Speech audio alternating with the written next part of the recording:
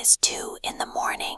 The house is silent, save for the boy standing at the door. He reaches up and slowly slides back the latch, careful not to let the iron scrap against the wood. During the day, the adults speak of the rain as a carrier of fever. They hurry to bring in the laundry and bolt the shutters, treating the storm as a disruption to be avoided. He steps onto the porch and watches the sky.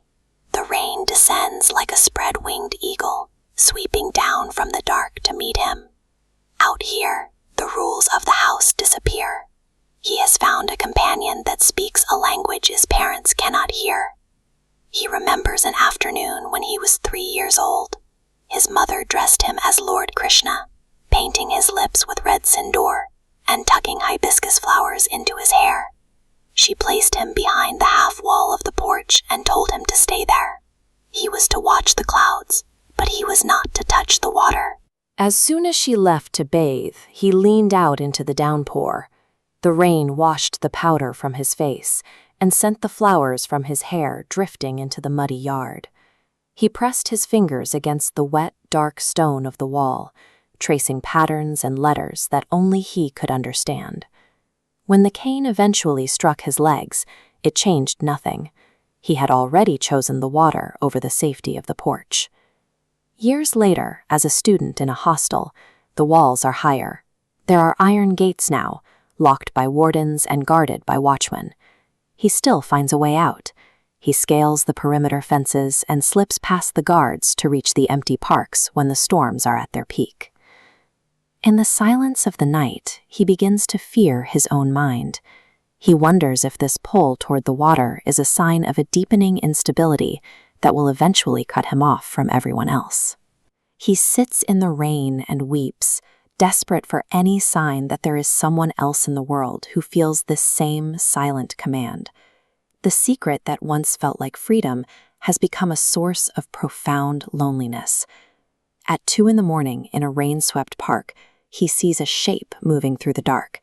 He runs to catch up, finding another person walking through the torrent at an hour when the rest of the city is asleep. The figure is Sudhindran, a silent student from his hostel. He is a man who rarely speaks in the dining hall, but here, in the middle of the storm, he is exactly where he belongs.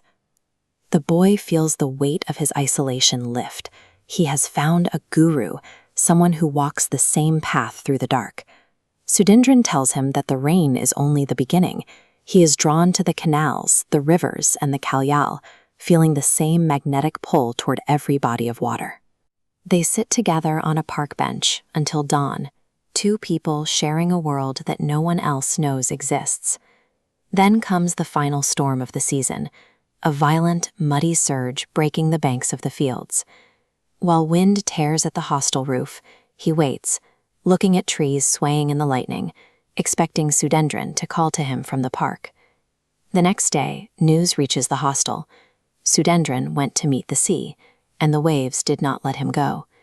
He imagines his friend trapped in a mythical 7-tiered box at the ocean's bottom, guarded by 7 serpents in the crushing dark. He returns to his room and closes the window.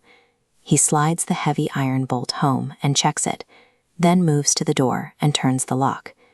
The rain continues to beat against the glass, but he no longer knows for a message. To him, the water is now a predator waiting on the other side of the wall. He sits in the center of his room, listening to the storm. For the very first time, he is grateful for the locks and the walls that keep the outside world away.